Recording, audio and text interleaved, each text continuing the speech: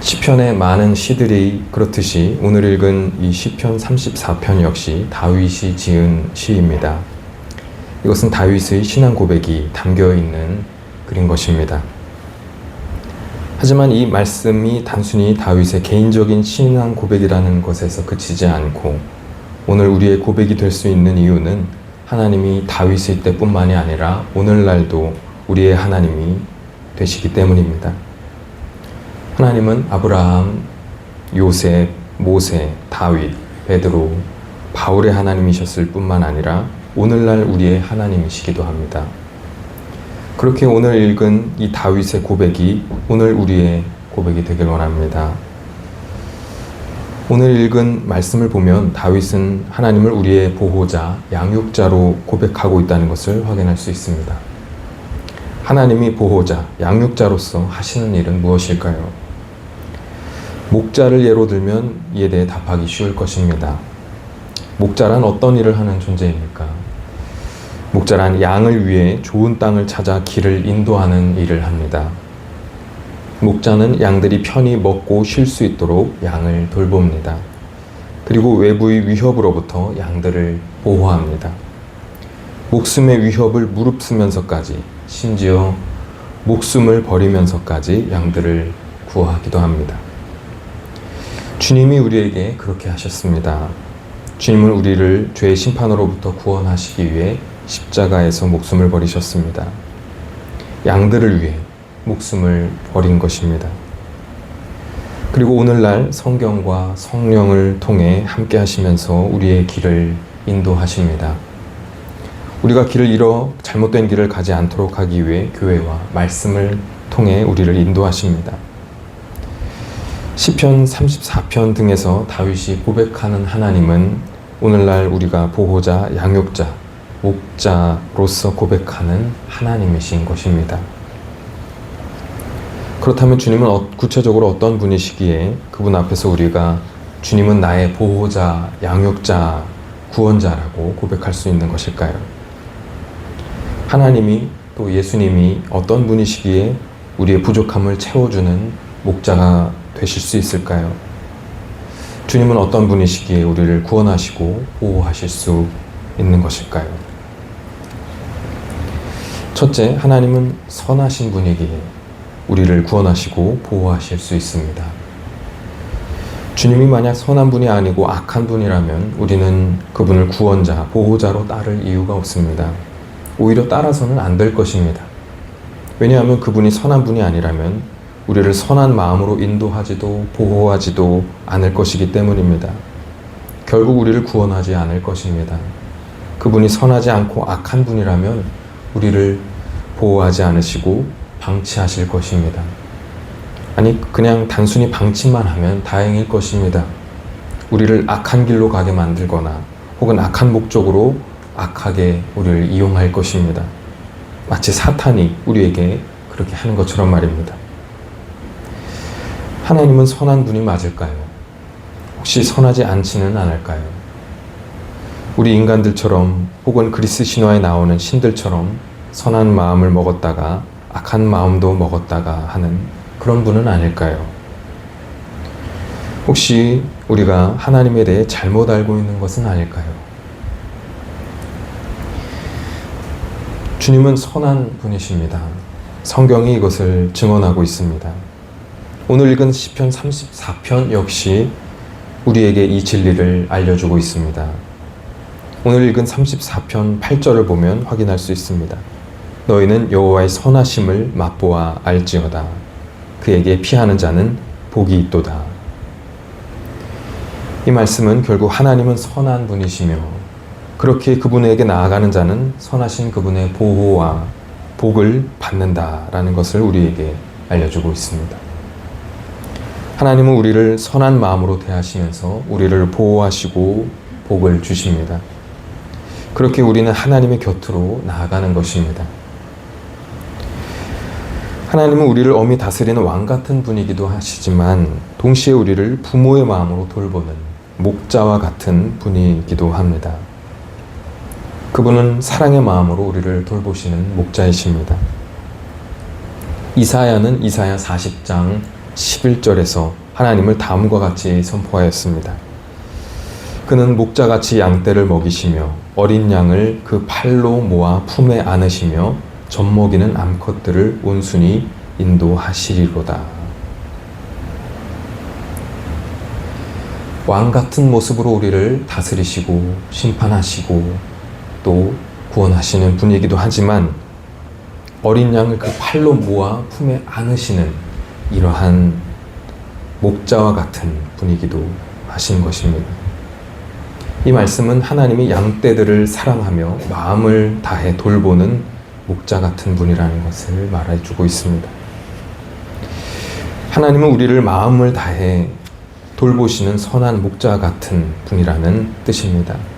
이 말씀들은 결국 우리에게 무엇을 알려주고 있습니까? 이 말씀들은 하나님이 우리를 보호하시고 복 주시는 선한 분이라는 것을 계시하고 있습니다. 그렇다면 하나님의 아들, 성자 하나님이신 예수님은 어떤 분이실까요? 예수님 역시 말할 것이 없습니다. 그분 역시 아버지 하나님과 같이 선한 목자와 같은 분이십니다. 예수님은 이미 공생의 시절 당신을 선한 목자라고 말씀하셨습니다. 예수님은 요한복음 10장 11절에 다음과 같이 말씀하셨습니다. 나는 선한 목자라. 선한 목자는 양들을 위하여 목숨을 버리거니와. 우리가 오늘날 죄의 심판에서 구원받고 하나님의 자녀가 될 수 있는 이유는 우리의 선한 목자이신 예수님께서 흩어진 양과 같은 우리를 위해 십자가에서 목숨을 버리셨기 때문입니다.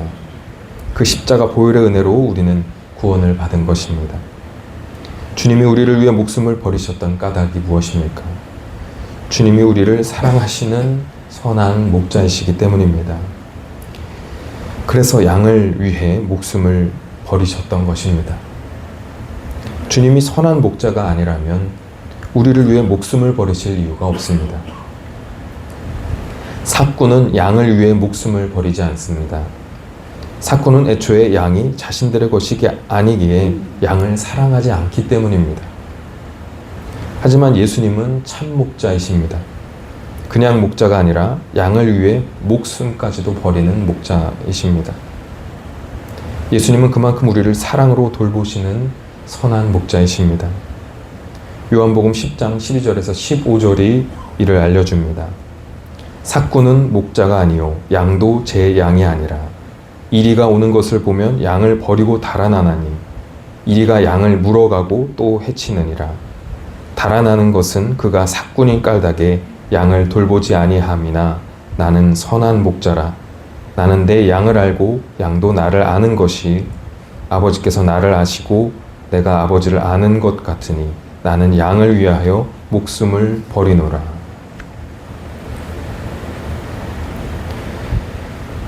우리를 자신의 것으로, 자신의 자녀로, 우리를 자신의 양으로 여기시고 그 양을 위해서 목숨까지도 버리시는 참 목자, 그분이 우리가 믿는 선한 목자이신 예수님입니다. 하나님은 우리가 주님 품으로 올 때 이러한 선하신 예수님을 통해 우리를 구원하여 주십니다.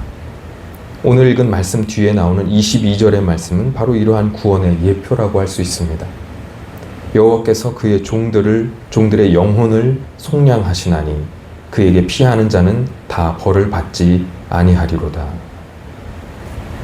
하나님이 이렇게 우리의 죄를 속량하셔서 우리의 영혼을 벌에서 면하게 하실 수 있는 이유는 그분에게 우리를 구원하시려는 선한 성품이 있기 때문입니다.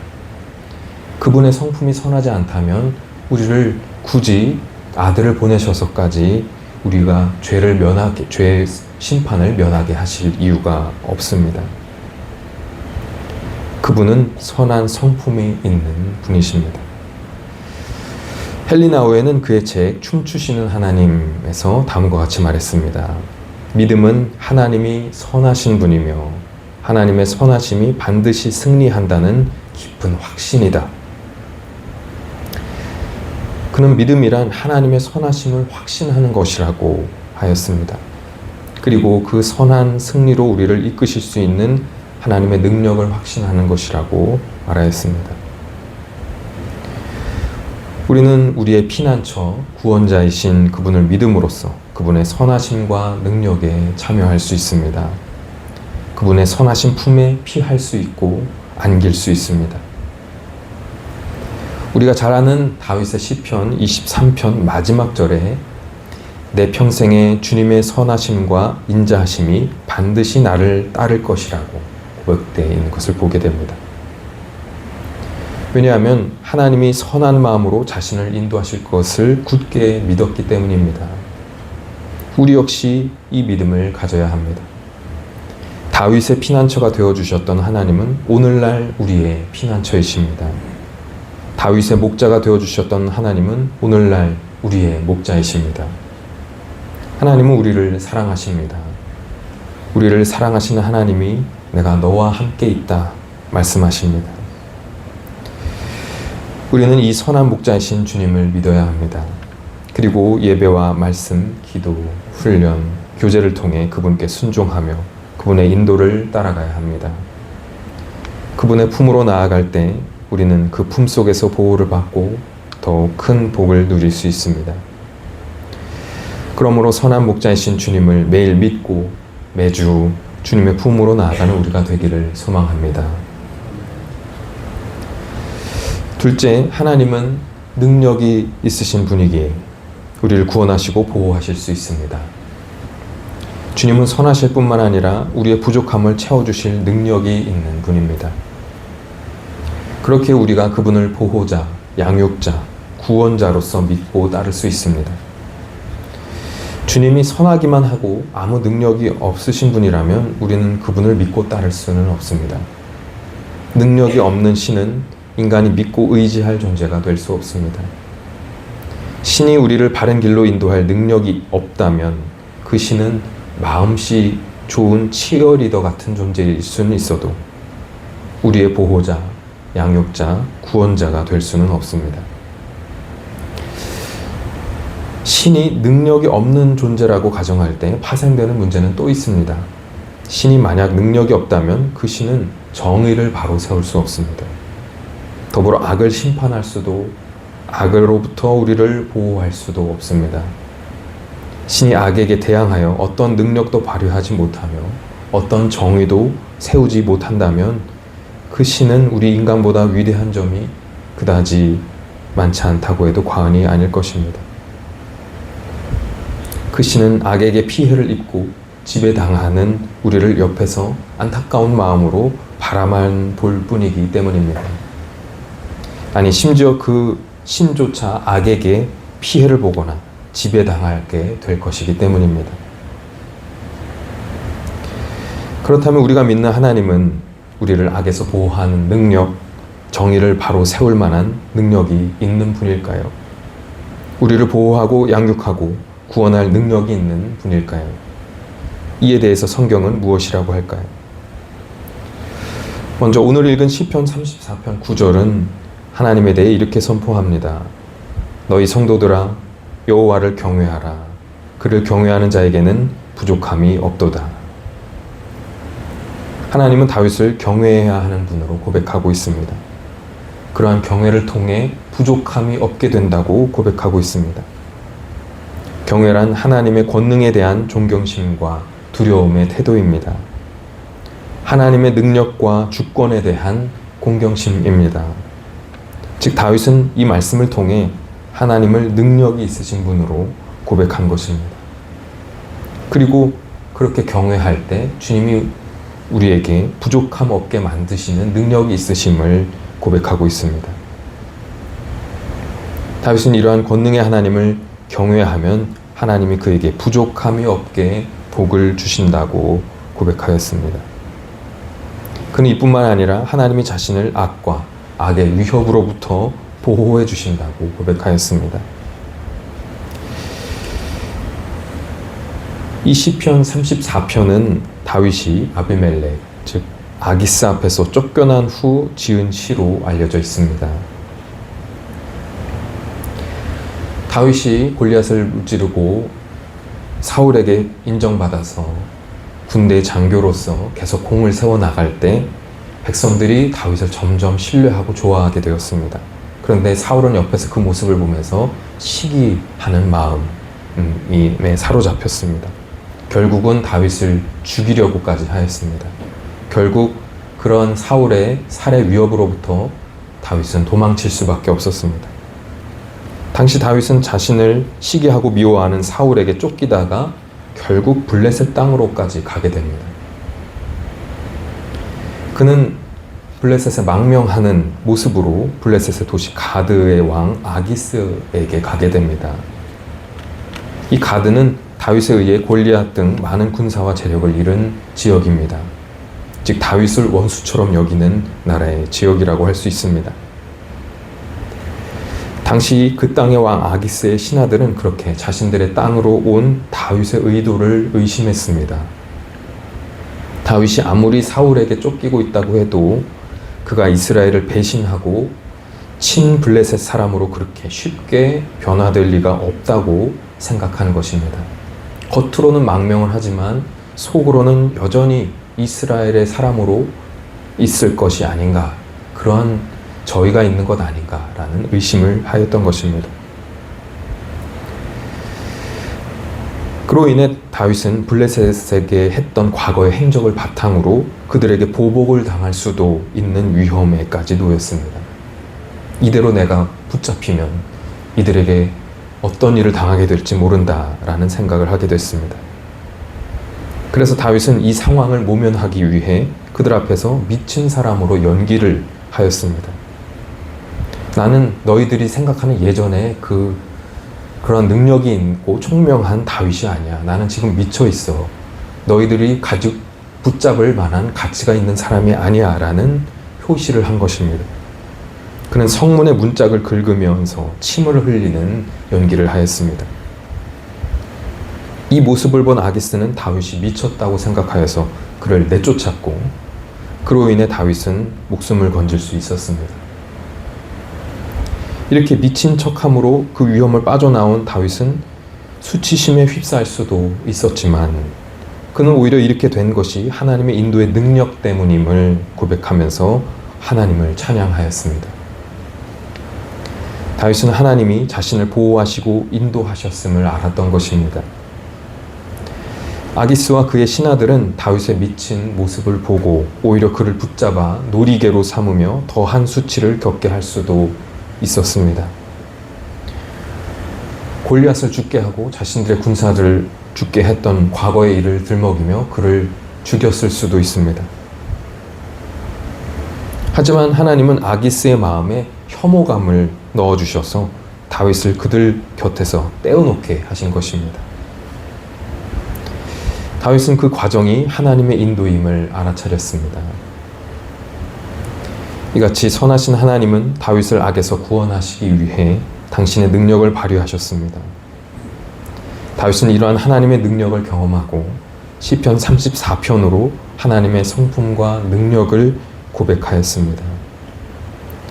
하나님은 이같이 다윗의 믿음을 보시고 피할 길을 여시고 복의 길로 인도하셨습니다. 다윗은 이외에도 많은 위협과 위기 속에서 하나님을 믿고 의지했습니다. 다윗이 자기 삶 가운데 있었던 그 무수한 목숨의 위협 속에서도 두려워하지 않을 수 있었던 이유는 무엇이었을까요? 설사 두려운 마음이 들었다 할지라도 그것을 극복하고 이겨낼 수 있었던 이유는 무엇이었을까요?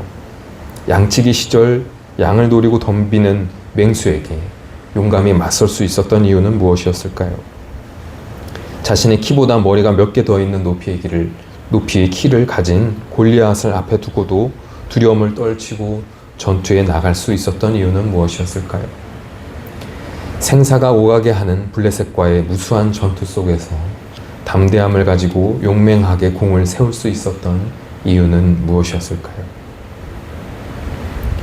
그리고 이렇게 자신을 죽이려 드는 사울, 그리고 후에 압살롬 군대의 위협을 두려워하지 않을 수 있었던 이유는 무엇이었을까요? 바로 하나님이 자신과 함께 계심을 믿었기 때문입니다. 더 정확하게 말하자면 능력의 하나님이 자신과 함께 계심을 믿었기 때문입니다. 다윗은 자신의 경험이 녹아있는 이 시편 34편을 통해 하나님이 우리를 지켜주시고 인도하시며 구원하실 능력이 있는 분이심을, 그 능력의 분이 지금 나와 함께하고 계심을 알려주고 있습니다. 하나님은 이렇게 누군가의 편이 되어주시는 분일 뿐만이 아니라 정의를 세우시는 분입니다. 다윗은 오늘 읽은 말씀 뒤에 나오는 15절에서 16절에 다음과 같이 고백했습니다. 여호와의 눈은 의인을 향하시고 그의 귀는 그들의 부르짖음에 기울이시는도다. 여호와의 얼굴은 악을 행하는 자를 향하사 그들의 자취를 땅에서 끊으려 하시는도다. 다윗은 하나님이 자신을 악에서 구원할 능력이 있는 분, 악을 심판하실 능력이 있는 분임을 고백한 것입니다. 왜 이런 고백을 할 수 있었을까요? 자신의 삶 속에서 하나님을 믿었고 또 악을 심판하고 정의를 세우시는 그 하나님을, 능력의 하나님을 경험했기 때문입니다. 다윗뿐만 아니라 에스겔 역시 에스겔 34장 15절에서 16절 등에서 하나님이 그분의 능력으로 정의를 세우시는 목자이심을 증언하고 있습니다. 내가 친히 내 양의 목자가 되어 그것들을 누워있게 할지라. 주 여호와의 말씀이니라. 그 잃어버린 자를 내가 찾으며 쫓기는 자를 내가 돌아오게 하며 상한 자를 내가 싸매주며 병든 자를 내가 강하게 하려니와 살찐 자와 강한 자는 내가 없애고 정의대로 그것들을 먹이리라. 정의를 세우실 수 있는 목자라고 이 에스겔이 고백하고 있습니다. 하나님이 이렇게 하실 수 있는 이유는 무엇입니까? 하나님에게는 정의대로 실행할 수 있는 능력이 있기 때문입니다. 그분은 약자를 강자로부터 보호하시면서 그 약한 부분들을 싸매주시고 치유하시고 또 그 악한 이들은 심판하시는 정의의 목자이십니다. 우리가 하나님에게 피하면 그분은 우리를 받아주시고 그분의 선한 능력으로 인도하시며 복을 주십니다. 그리고 우리 삶에 정의를 세워주십니다. 그러므로 하나님의 능력을 믿고 하나님을 경외하면서 하나님의 품에 나아가기를 힘쓰는 우리가 되기를 소망합니다. 이같이 우리가 믿는 하나님은 우리를 보호하시고 인도하실 능력이 있는 분입니다. 때때로 우리가 광야를 지나는 어려운 시간을 보내고 있을지라도 하나님은 그분의 선하심과 권능으로 우리를 지켜주시고 인도하십니다. 이 능력의 하나님을 믿으시기 바랍니다. 그분은 우리에게 내가 너와 함께 있다. 내가 너의 피난처가 되어주며 부족함이 없게 할 것이다 라고 말씀해 주십니다. 우리는 이 능력의 목자신 하나님을 믿고 그분의 뒤를 따라가야 합니다. 우리는 이미 그 길 위에 있습니다. 하나님에게 피하는 자는 그래서 복이 있습니다. 우리는 복이 있는 자들입니다. 하나님은 선하시고 능력이 있는 분입니다.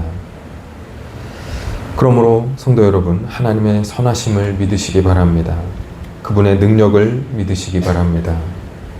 우리의 피난처이시고 구원자이신 하나님이 우리를 보호하여 주시고 부족함이 없도록 복을 내려 주실 것입니다. 그리고 구원의 길, 진리의 길, 참 행복의 길로 인도해 주실 줄 믿습니다.